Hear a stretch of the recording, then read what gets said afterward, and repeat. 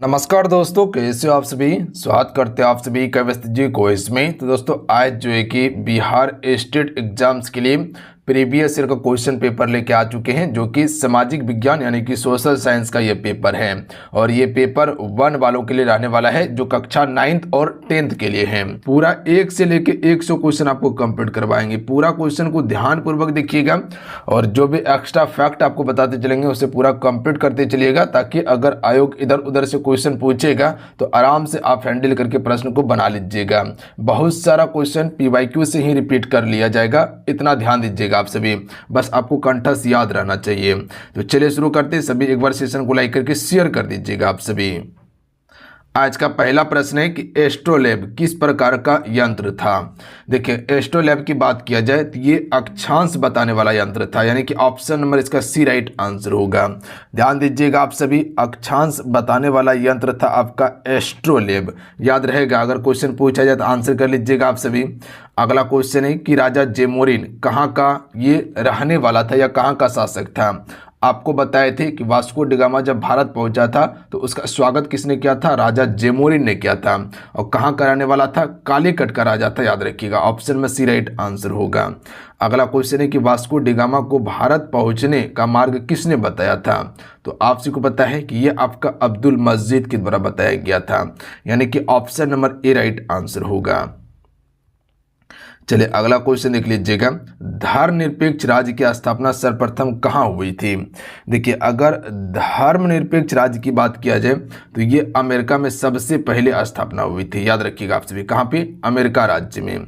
अगला है, अमेरिका स्वतंत्रता संग्राम की सबसे महत्वपूर्ण उपलब्धि क्या थी। देखिए, अमेरिका स्वतंत्रता संग्राम जो हुआ था ये आपका 1775 से लेके लगभग जो है कि आपका 83 तक चला था। 1775 से 83 तक इसका उपलब्धि क्या थी, तो यहाँ पर गणतंत्रात्मक व्यवस्था का पहला प्रयोग किया गया था। तो option number D correct answer होगा। ध्यान दीजिएगा आप सभी। अगला क्वेश्चन देखिए, दास प्रथा का अंतिम रूप से उन्मूलन कब किया गया था। देखिए, सबसे पहले भारत में दास प्रथा का उन्मूलन जो हुआ था ये 1843 में किया गया था, लॉर्ड एलनब्रो के समय में।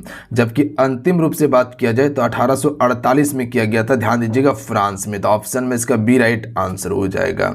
अगला है, 1917 में कौन सा देश प्रथम विश्व युद्ध से अलग हो गया था।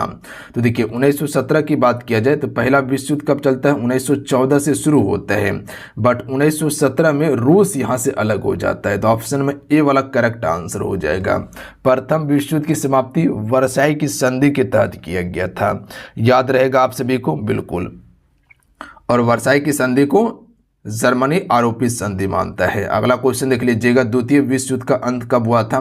देखिए, द्वितीय विश्व युद्ध 1939 में शुरू हुआ था और 45 तक चला था। पता है आप सभी को, लगभग 6 वर्ष आपका चला था। तो 1945 में ये समाप्त हो गया था। अगला क्वेश्चन है कि प्रथम विश्व युद्ध का तात्कालिक कारण क्या था। देखिए, पहला विश्व युद्ध का तात्कालिक कारण था ऑस्ट्रिया के युवराज को सेराजेवो में हत्या किया गया था, जिसके कारण से ये युद्ध प्रारंभ हो गया था। तो याद रखिएगा आप सभी, बात समझे। अगला क्वेश्चन है कि जर्मनी में नाजी पार्टी का नेता कौन था। तो देखिए, जर्मनी में नाजी पार्टी का नेता था एडोल्फ हिटलर। याद रखिएगा आप सभी, ऑप्शन में सी राइट आंसर होगा। तानाशाह शासक था। सरहुल डैश में मनाया जाता है। देखिए, सरहुल एक पर्व है जो आदिवासियों का पर्व है और ये आपका वसंत ऋतु में मनाया जाता है। ऑप्शन में ए राइट आंसर होगा। ध्यान दीजिएगा आप सभी। झारखंड का प्रमुख त्यौहार है सरहुल। अगला क्वेश्चन है कि इनमें से कौन सा कोल विद्रोह में शामिल था। देखिए, कोल विद्रोह हुआ था 1831 से 32 के अप्रॉक्स में और प्रमुख नेता इसमें एक बुद्धू भगत था। ऑप्शन में सी राइट आंसर होगा। ध्यान देंगे आप सभी, बुद्धू भगत। अगला क्वेश्चन है कि इनमें से कौन सा निम्नलिखित में से मोटे अनाज है। देखिए, अगर मोटे अनाज की बात किया जाए तो ज्वार, बाजरा और रागी ये सभी मोटे अनाज का उदाहरण है। तो option number D right answer होगा। ध्यान दीजिएगा आप सभी, बात समझे। अगला क्वेश्चन देख लीजिएगा। क्वेश्चन है कि किस आदिवासी नेता ने अंग्रेजों द्वारा लाए गए वन कानून के खिलाफ बस्तर में विद्रोह का नेतृत्व किया था। देखिए, बस्तर का विद्रोह हुआ था 1910 ईस्वी में। याद रखिएगा आप सभी, कब, 1910 में। और ये आपका गुंडाधर जो है, गुंडाधुर, इसी ने बस्तर विद्रोह का नेतृत्व किया था, गुंडाधुर ने। अगला क्वेश्चन देख लीजिएगा। क्वेश्चन है कि डैश वह समय था जब नए आविष्कारों के परिणाम स्वरूप कृषि उत्पादन में उल्लेखनीय वृद्धि हुआ था। तो ये समय कौन सा था? हरित क्रांति का समय था, याद रखिएगा आप सभी। हरित क्रांति का विश्व में जनक किसे कहा जाता है? नॉर्मन बोरलॉग को कहा जाता है। और नॉर्मन बोरलॉग पुरस्कार किस क्षेत्र में दिया जाता है? कृषि क्षेत्र में। जबकि वहीं अगर क्वेश्चन पूछा जाए कि भारत में हरित क्रांति का जनक किसे कहा जाता है, तो डॉक्टर MS स्वामीनाथन को कहा जाता है। हरित क्रांति आने से किस क्षेत्र में विकास हुआ था? खाद्यान्न क्षेत्र में विकास हुआ था, याद रखिएगा आप सभी। यानी कि चावल और गेहूं के उत्पादन में काफी ज्यादा वृद्धि हुआ था, जबकि मोटे अनाज में कमी पड़ गया था। अगला है, निम्नलिखित में से किसे गोल्डन फाइबर के रूप में जाना जाता है? देखिए, गोल्डन फाइबर जो कहा जाता है, जूट को कहा जाता है। और जूट सबसे अधिक उत्पादन जो करता है वो पश्चिम बंगाल करता है, इसीलिए जूट अनुसंधान केंद्र जो है वो पश्चिम बंगाल में ही स्थित है। कपास का सबसे ज़्यादा उत्पादन पश्चिमी भारत जैसे गुजरात, महाराष्ट्र, मध्य प्रदेश वाला क्षेत्र में होता है। और काली मिट्टी कपास के लिए काफ़ी ज़्यादा उपयोगी मिट्टी है। भारत में कुल फसल उत्पादन क्षेत्र का कितना प्रतिशत तिलहन आच्छादित है? देखिए, तिलहन आच्छादित लगभग 12% आपका है, याद रखिएगा आप सभी, 12%। निम्नलिखित में से कौन खरीफ फसल का उदाहरण है? देखिए, एक आपका रबी फसल याद रखिएगा और एक आप खरीफ फसल याद रखिएगा। तो चावल जो है ये आपका खरीफ फसल हो जाएगा, बात समझे आप सभी, जो जून जुलाई में बोया जाएगा। और उसके बाद अक्टूबर नवंबर में काट लिया जाएगा। और उसके बाद जो बोया जाएगा वो आपका रबी फसल होता है। गेहूँ, चना, मटर, सरसों आदि ये सभी रबी फसल का उदाहरण है। अगला है, निम्नलिखित में से कौन सा पेय फसल है? पेय फसल इनमें से कौन सा हो जाएगा? तो चाय जो है, चाय हो गया, कॉफ़ी हो गया, ये सभी पेय फसल का उदाहरण है, बात समझे। अगला क्वेश्चन है कि राष्ट्र संघ का अस्थायी मुख्यालय कहाँ पे है? देखिए, राष्ट्र संघ की बात किया जाए तो 1920 में राष्ट्र संघ की स्थापना वुड्रो विल्सन के द्वारा किया गया था, जबकि संयुक्त राष्ट्र संघ की स्थापना 1945 में हुआ था। ध्यान दीजिएगा आप सभी, यानी कि UNO की बात किया जाए तो 1945 में, सिर्फ राष्ट्र संघ की बात किया जाए तो 1920 में इसकी स्थापना किया जाता है। और इसका मुख्यालय कहाँ पे है? जेनेवा, स्विट्जरलैंड में है। जबकि संयुक्त राष्ट्र संघ का मुख्यालय कहाँ पे है? न्यूयॉर्क सिटी में है, बात समझे। अगला क्वेश्चन है कि रोमानियतवाद को संदर्भित करता है। तो 21 का राइट आंसर क्या हो जाएगा? सांस्कृतिक आंदोलन को संदर्भित करता है, ये ऑप्शन में ए राइट आंसर होगा। अगला क्वेश्चन है कि पर्सिया में किसे जंकर्स कहा जाता था? तो देखिए, जंकर्स जो कहा जाता था पर्सिया में, वो आपका बड़े जमींदार को कहा जाता था, याद रखिएगा, किसे? बड़े जमींदार को। अगला क्वेश्चन देख लीजिएगा, 1 सितंबर 1939 को द्वितीय विश्व युद्ध कहाँ से प्रारंभ हुआ था? देखिए, जितने भी मेरे साथ में जुड़े हुए हैं सभी क्लास को लाइक करके अपना प्यार इस वीडियो को जरूर दीजिएगा। देखिए, मेरे तरफ से कोशिश कर रहे हैं कि जो भी कंटेंट है वो पूरा हम आपको प्रोवाइड कर दें, ताकि आपका किसी तरह से रिजल्ट हो जाए, ठीक है। अगर 150 क्वेश्चन पूछा जाएगा, 75 क्वेश्चन सही कर लीजिएगा तो जनरल वाले का रिजल्ट धरा हुआ है। तो अगर थोड़ा सा मेहनत कीजिएगा तो रिजल्ट हो जाएगा। सेशन को लाइक करके शेयर जरूर कीजिएगा। और इससे पहले जो भी PYQ करवाएं उसे पूरा आप कंप्लीट कर लीजिएगा आप सभी, ठीक है। 3 PYQ हो चुका है, लिंक डिस्क्रिप्शन में दिए हुए हैं, और आज 4 नंबर का हो जाएगा। चले, 1 सितंबर 1939 को द्वितीय विश्व युद्ध कहाँ से प्रारंभ हुआ था? तो यूरोप से, ऑप्शन में ए राइट आंसर होगा। ये कहाँ प्रारंभ हुआ था? यूरोप में ही प्रारंभ हुआ था। अगला है, USSR और जर्मनी के बीच युद्ध कब हुआ था? यानी कि USSR की यहाँ पर बात किया गया है और जर्मनी के बीच युद्ध की बात किया गया है। तो ये युद्ध कब लड़ा गया था? 22 जून 1941 को हुआ था, याद रखिएगा आप सभी, कब? 22 जून 1941 को। साइमन कमीशन भारत कब आया था? देखिए, साइमन कमीशन का गठन 1927 में किया गया था ब्रिटेन में, बट भारत आया था 1928 में, और इसका जोर शोर से विरोध भी किया गया था। तो 3 फरवरी 1928 इसका राइट आंसर होगा। और इसी समय साइमन वापस जाओ का नारा दिया गया था, और इसी समय लाला लाजपत राय को लाठी लगने के कारण इसका मृत्यु हो गया था, क्योंकि उस समय वो प्रदर्शन कर रहा था वहां पे।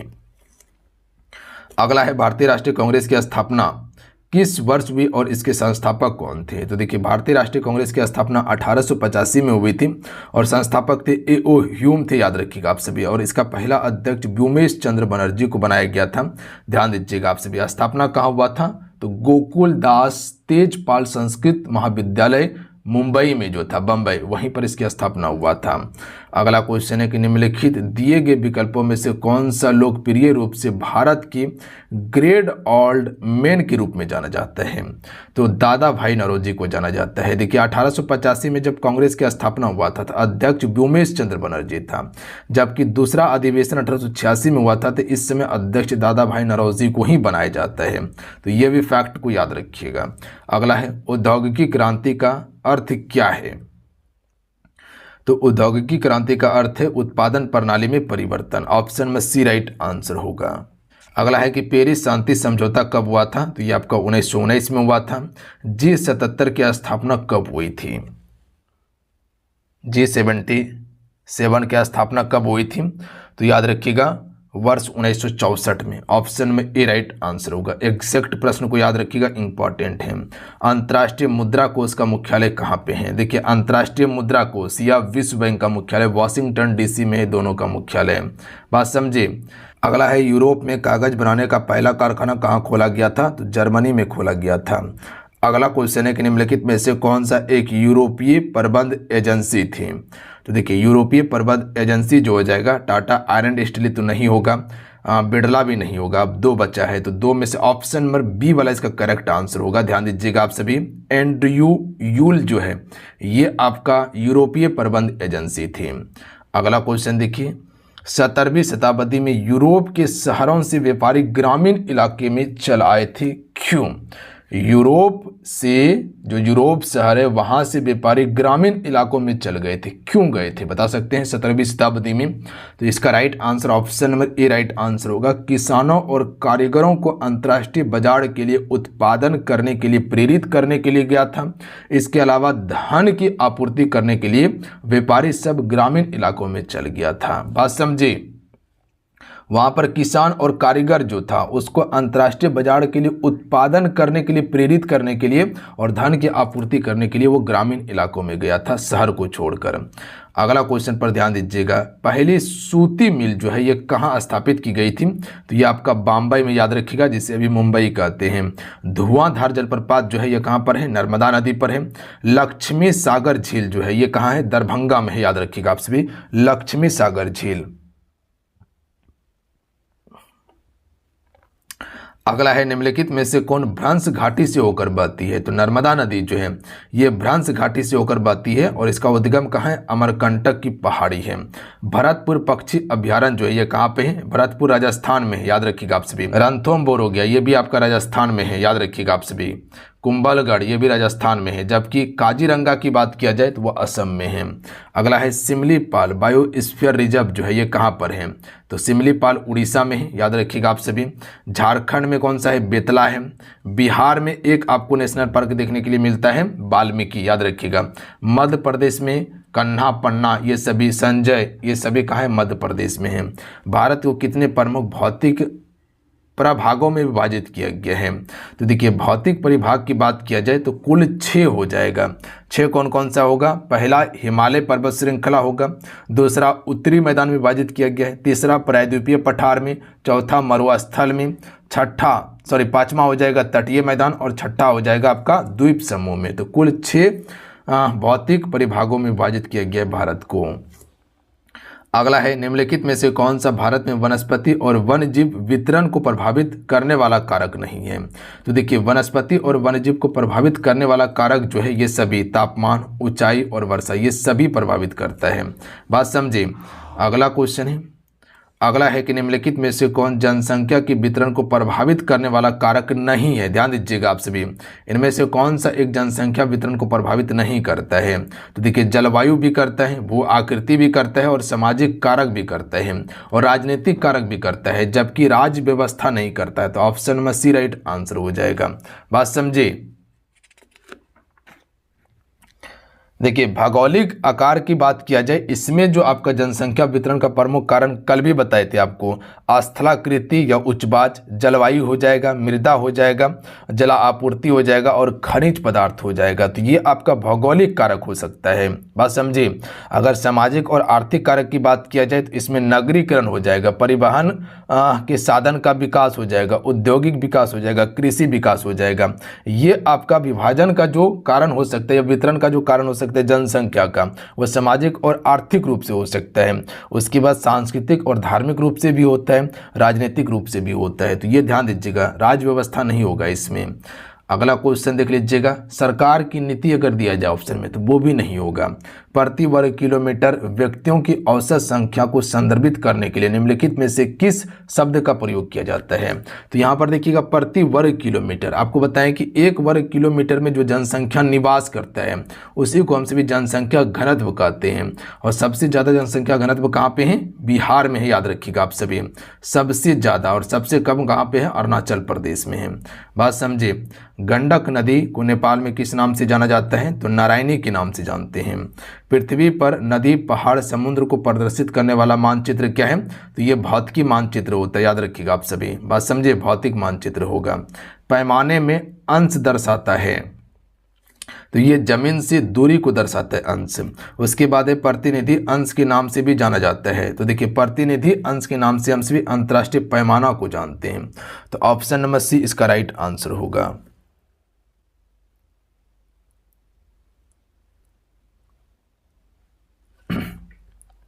उसके बाद है सादा पैमाना के नाम से जाना जाता है। तो सादा पैमाने के नाम से हम सभी जानते हैं ग्राफिकल स्केल को। तो ऑप्शन नंबर सी वाला करेक्ट आंसर होगा, याद रखिएगा आप सभी। ग्राफिकल स्केल को सादा पैमाना कहा जाता है। खनिज और जीवाश्म ईंधन गैर नवीनीकरण संसाधन के उदाहरण हैं जो उनके गठन के लिए 22 वर्ष लेते हैं। तो देखिए, एक खनिज संसाधन बनने का जो समय है वो लाखों वर्ष लगता है इस समय, बात समझिए। और खनिज संसाधन गैर नवीनीकरण है, क्योंकि अगर ये एक बार खत्म हो जाए तो फिर कह सकते हैं कि इसको निर्मित होने के लिए लाखों करोड़ों वर्ष समय लगता है।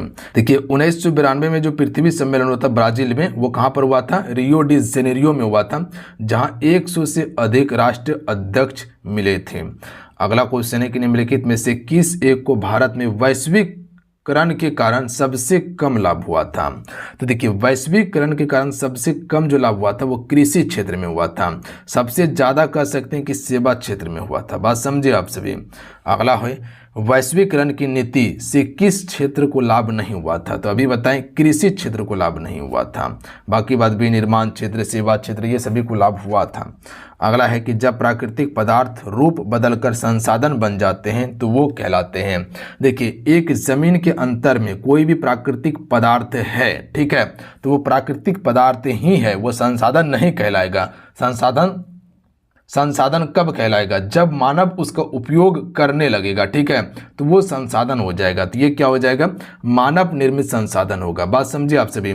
जब प्राकृतिक पदार्थ रूप बदल कर वो अगर संसाधन बन जा रहा है, ठीक है, तो वो मानव संसाधन हो जाएगा, क्योंकि मानव उसका उपयोग करने लगा, मानव के लिए वो आवश्यक हो गया, इसीलिए वो संसाधन बन गया। जो मानव के लिए आवश्यक नहीं है वो आपका प्राकृतिक में धरा हुआ है, वो संसाधन नहीं होगा।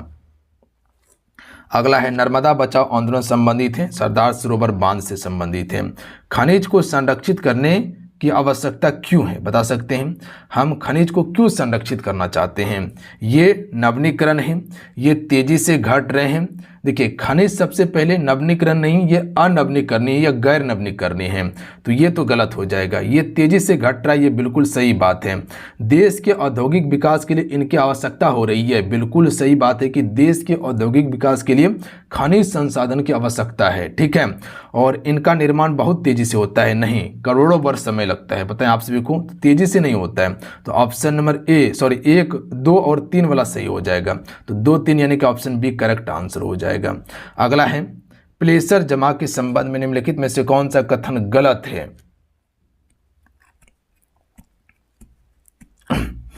पानी से इनका क्षरण होता है और उसके बाद वे समुद्र तल में पाए जाते हैं, ये दोनों कथन इसका गलत है, यानी कि ऑप्शन नंबर बी वाला करेक्ट आंसर होगा। जबकि सही है कि ये जलोढ़ निक्षेपों के रूप में पाए जाते हैं और वे घाटी के तल के रेत और पहाड़ी के आधार पर पाए जाते थे। ये दोनों कथन सही है, जबकि 2 और 3 वाला कथन जो है ये बिल्कुल गलत है। बात समझे। अगला क्वेश्चन देख लीजिएगा, हाजीरा, विजयपुर और जगदीशपुर पाइपलाइन किस राज्य से होकर नहीं गुजरता? तो देखिए, हाजीरा, विजयपुर और जगदीशपुर ये आपका उत्तर प्रदेश, मध्य प्रदेश और गुजरात से गुजर रहा है, जबकि महाराष्ट्र से नहीं गुजरता है। तो option number D right answer होगा। काकरापार परमाणु ऊर्जा स्टेशन जो है ये आपका कहाँ पर है? तो याद रखिएगा, गुजरात में काकरापार। अगर भाई केंगा की बात किया जाए तो कर्नाटक में हो जाएगा। कुडनकुलम कहाँ है? तमिलनाडु में है। नरोरा कहाँ है? उत्तर प्रदेश में। तारापुर कहाँ है? महाराष्ट्र में।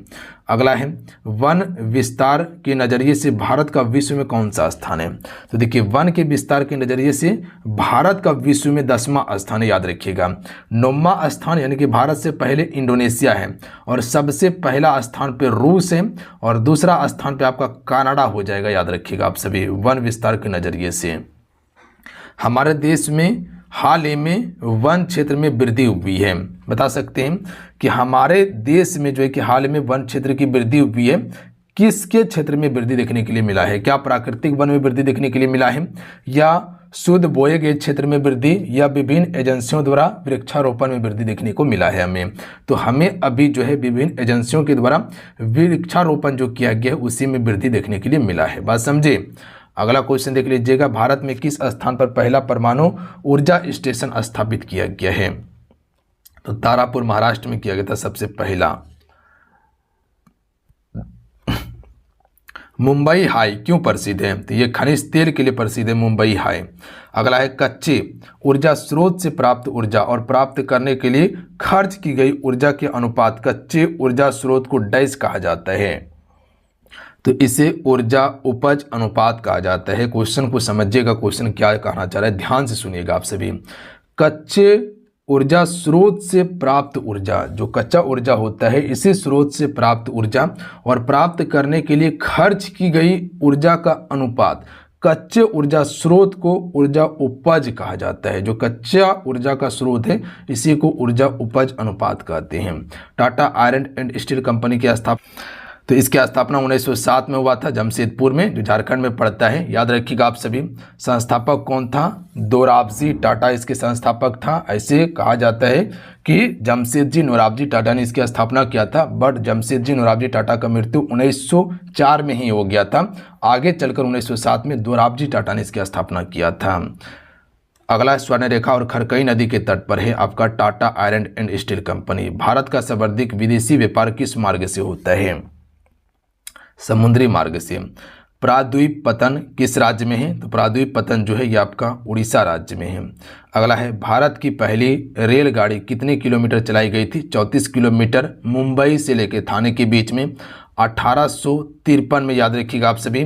किसके समय में? लॉर्ड डलहौजी के समय में। अगला है कि भारत का सबसे लंबा राष्ट्रीय राजमार्ग, देखिए NH अभी 44 जो है ये भारत का सबसे लंबा राष्ट्रीय राजमार्ग है, बट ऑप्शन के हिसाब से NH7 की तरफ हम जा सकते हैं। बस समझे, इनमें से कौन प्राकृतिक आपदा नहीं है? देखिए, सुनामी, बाढ़ और भूकंप ये प्राकृतिक आपदा है, जबकि आतंकवाद प्राकृतिक आपदा है नहीं, कृत्रिम आपदा कह सकते हैं इसको, क्योंकि पता है कि मानव ही आतंकवाद फैलाता है। क्या लगता है कि प्राकृतिक से आतंकवाद आता है? गलत बात। अगला है, विश्व में सबसे अधिक वर्षा किस स्थान पर होती है? तो मानसीराम मेघालय में। याद रखिएगा, पहले चेरापूंजी था, अभी मानसीराम है। दुर्गावती जलाशय परियोजना बिहार के किस जिले में है? तो दुर्गावती जो है ये आपका कैमूर जिले में है। याद रखिएगा आप सभी, कहाँ पे? कैमूर जिले में है। अगला क्वेश्चन है कि बिहार का सर्वाधिक वर्षा वाला जिला कौन सा है? किशनगंज। याद रखिएगा, निम्नलिखित खनिज में से किस खनिज का बिहार में एक वर्ष में सर्वाधिक उत्पादन होता है? तो देखिए, एक वर्ष में सबसे अधिक उत्पादन बिहार में चूना पत्थर का किया जाता है। किसका? चूना पत्थर का। लेक वालसा किस देश का नेता था? तो लेक वालसा जो है ये पोलैंड का नेता था। अगला है, किस प्रदेश में महादलित को दलित से अलग किया गया था? देखिए, एक महादलित था, इसको दलित से जो अलग किया गया था बिहार प्रदेश से किया गया था। अगला है, किस देश में ओलंपिक खेल का विरोध नस्ल पर आधारित है? तो ओलंपिक खेल का जो विरोध जो है ये नस्ल पर आधारित है, मैक्सिको में। बात समझे, कहाँ पे? मैक्सिको में। बुनियादी नियमों का लिखित रूप है। तो देखिए बुनियादी नियम जो है इसको एक लिखित रूप जो दिया गया है वो संविधान कहलाता है। तो ऑप्शन में बी राइट आंसर होगा। किसी अन्य राज्य के तत्काल राजनीतिक नियंत्रण वाले क्षेत्र को क्या कहा जाता है? तो इसे कॉलोनी के नाम से जानते हैं। समझिएगा आप सभी कि किसी अन्य राज्य के तत्काल राजनीतिक नियंत्रण वाले क्षेत्र को क्या कहा जाता है? कॉलोनी कहा जाता है। और यही आयोग की तरफ से आंसर लिया गया है, तो कन्फ्यूजन नहीं करना है, एग्जैक्ट प्रश्न को याद रखिएगा। लोकसभा का कार्यकाल कितने वर्ष का होता है? तो देखिए लोकसभा का कार्यकाल 5 वर्ष का होता है, याद रखिएगा आप सभी। अगर लोकसभा से कोई भी प्रधानमंत्री बनता है तो उम्र 25 वर्ष होना चाहिए। अगर राज्यसभा से बनता है तो उम्र 30 वर्ष होना चाहिए। बात समझे? कौन सा व्यक्ति वोट देने का अधिकार नहीं है? तो देखिए वोट देने का अधिकार वयस्क को होता है, गरीब को होता है, अमीर को होता है, ठीक है। जबकि पागल जो हो और दिवालिया जो हो इसको वोट देने का अधिकार नहीं है। बात समझे? लोकसभा में अनुसूचित जातियों के लिए कितने सीट आरक्षित हैं? देखिए दिवालिया कौन होता है पता है आपसे? जो सरकार की तरफ से उसे दिवालिया घोषित कर दिया गया हो, उसका घर तर सब चीज बेच दिया गया हो, ठीक है। जैसे कोई भी देश छोड़ के भाग जाता है तो उसको दिवालिया घोषित किया जाता है, ठीक है। या कर्जा लिया गया, उसको चुका नहीं पा रहा है, ठीक है, तो सरकार उसे दिवालिया घोषित कर दिया जाता है कि इसके पास कुछ नहीं है, ठीक है। लोकसभा में अनुसूचित जाति के लिए सीट जो है यानी कि एससी की सीट बात किया गया है तो 84 सीट है। बात समझे? जबकि एसटी की बात किया जाए, अनुसूचित जनजाति की बात किया जाए तो इसके लिए 43 सीट रखा गया है। कितना? 43 सीट रखा गया है, याद रखिएगा आप सभी। और वर्तमान में लोकसभा में सीटों की संख्या कितना है? 550 है अधिकतम। पहले 552 था, 2 हटका दिया गया एंग्लो इंडियन को, तो अभी 550 बचा है। चलिए अगला क्वेश्चन देख लीजिएगा आपसे। क्वेश्चन है कि संविधान का कौन सा अनुच्छेद राष्ट्रपति को एक आयोग नियुक्त करने का अधिकार देता है जो समान रूप से पिछड़े वर्ग की स्थिति की जांच करे और सुधारात्मक उपाय सुझाए? तो किस अनुच्छेद में दिया गया है? तो याद रखिएगा अनुच्छेद 340 में। क्वेश्चन को समझिएगा, अनुच्छेद 340 में ही राष्ट्रपति को एक आयोग नियुक्त करने का अधिकार देता है जो समान रूप से पिछड़े वर्ग की स्थिति की जांच करे और सुधारात्मक उपाय सुझाए। अगला क्वेश्चन है कि राष्ट्रपति आपातकाल की स्थिति की घोषणा कर सकता है। तो आपको पता है कि राष्ट्रपति के पास आपातकाल की घोषणा करने का अधिकार है, यानी कि आपातकालीन शक्ति दिया गया है। पहला ऑप्शन देखिएगा आप सभी कि किसी विशेष राज्य में संवैधानिक मशीनरी की विफलता, यानी कि कह सकते कि कोई राज्य में राज्य सरकार सही से कार्य नहीं कर पा रहा है, ठीक है, वहां पर विफलता हो रहा है, तो वहां पर ये कानून आपका लगेगा, आपातकाल घोषणा होगा, जिससे हम सभी राजकीय आपातकाल कहते हैं, यानी कि राष्ट्रपति शासन। एक होता है देश की वित्तीय स्थिरता के लिए खतरा, जो कि वित्तीय आपातकाल लगता है अनुच्छेद 360 के तहत, और एक होता है बाहरी आक्रमण या आंतरिक गड़बड़ी से देश की सुरक्षा का खतरा, जिसे राष्ट्रीय आपातकाल कहा जाता है। और राष्ट्रीय आपातकाल अनुच्छेद 352 के तहत लगाया जाता है, जबकि वित्तीय वाला अनुच्छेद 360 में लगता है। तो ये सभी हो जाएगा। का अगला क्वेश्चन है कि किस संवैधानिक संशोधन के अनुसार लोकसभा का कार्यकाल 6 वर्ष किया गया था? देखिए लोकसभा का कार्यकाल 5 वर्ष का था। 42वां संविधान संशोधन 1976 में क्या किया गया? इसको 6 वर्ष किया गया था। और पुनः 44वां संविधान संशोधन 1978 में 6 वर्ष से घटाकर पुनः फिर 5 वर्ष ही कर दिया गया था। तो 42वां इसका सही आंसर होगा। भारत के कितने राज्य में विधान परिषद हैं? तो विधान परिषद सभी राज्य में नहीं है, मात्र में 6 राज्य में विधान परिषद है, जबकि विधानमंडल सभी राज्य में है। किस किस राज्य के पास है? तो दक्षिण से चलिए, दक्षिण में एक आपका आंध्र प्रदेश होगा, उसके बाद एक आपका तेलंगाना होगा और एक आपका कर्नाटक होगा। 3 हो जाएगा आपका दक्षिण में। उत्तर में बिहार और उत्तर प्रदेश और एक बीच में महाराष्ट्र हो जाएगा। बात समझे? कुल 6 हो जाएगा। चलिए अगला क्वेश्चन देख लीजिएगा। अगला क्वेश्चन है कि भारत में सर्वोच्च न्यायालय के न्यायाधीश की नियुक्ति कौन करता है? तो यह अधिकार राष्ट्रपति के पास है। राष्ट्रपति सर्वोच्च न्यायालय के मुख्य न्यायाधीश हो गया, इसकी नियुक्ति करता है। इसके अलावा जो संघ लोक सेवा आयोग का अध्यक्ष होता है, इसकी नियुक्ति राष्ट्रपति करता है। राज्यपाल की नियुक्ति राष्ट्रपति करता है। प्रधानमंत्री की भी नियुक्ति राष्ट्रपति ही करता है, ध्यान दीजिएगा। भारत में संविधान का संरक्षक कौन होता है? तो ये आपका उच्चतम न्यायालय यानी कि सुप्रीम कोर्ट होता है। अगला है कि प्राथमिक शिक्षा को मौलिक अधिकार को संविधान में कब जगह दी गई थी? तो देखिए ये आपका 86वां संविधान संशोधन 2002 में दी गई थी और ये आपका अनुच्छेद 21A में रखा गया था, इसे याद रखिएगा आप सभी। बात समझे? 6 से 14 वर्ष के बच्चों को निःशुल्क शिक्षा देने का प्रावधान किया गया था। अगला है, भारत में महिलाओं के लिए आरक्षण की व्यवस्था कहाँ की गई है? पंचायती राज संस्थानों में महिलाओं को आरक्षण की व्यवस्था की गई है और महिलाओं के लिए प्रत्येक पंचायत में कम से कम 1/3 स्थान आरक्षित करने की बात कहा गया था। अगला क्वेश्चन देख लीजिएगा। क्वेश्चन है कि निम्नलिखित में से किस बुराई को भारतीय संविधान द्वारा अवैध घोषित किया गया है? तो देखिए, अवैध जो घोषित किया गया है, इंसान में गलत व्यवहार या इंसानों से गलत व्यवहार, बेगार यानी कि बेकारी काम करवाना और बलात्श्रम यानी कि जबरदस्ती काम करवाना, ये सभी को अवैध घोषित किया गया है। बात समझे? चलिए अगला क्वेश्चन है कि एक भारतीय नागरिक द्वारा प्रथम अपील दायर करने के लिए कितना शुल्क अदा किया जाता है? तो देखिए, प्रथम अपील दायर करने के लिए कोई भी शुल्क चार्ज नहीं है, यानी कि कोई भी शुल्क नहीं लगता है। तो ऑप्शन में डी राइट आंसर होगा। राज्यसभा का सभापति कौन होता है? उपराष्ट्रपति होता है, प्रधान सभापति होता है। अगला क्वेश्चन है कि डैश किसी देश के भीतर विरोधी समूह के बीच एक हिंसक संघर्ष है जो इतना तीव्र हो जाता है कि युद्ध जैसा प्रतीत होता है। देखिए, बात को समझिएगा, क्वेश्चन क्या कहना चाह रहा है कि किसी भी देश के भीतर अगर विरोधी समूह के बीच यानी कि मान लीजिए बीजेपी और कांग्रेस के बीच में एक हिंसक संघर्ष हो रहा है, ठीक है, और लगता है कि अब यहाँ पर युद्ध हो जाएगा, ठीक है, तो इसे हम गृह युद्ध के नाम से जानते हैं क्योंकि ये घर में हो रहा है। बात समझे? तो इसे गृह युद्ध कहा जाता है।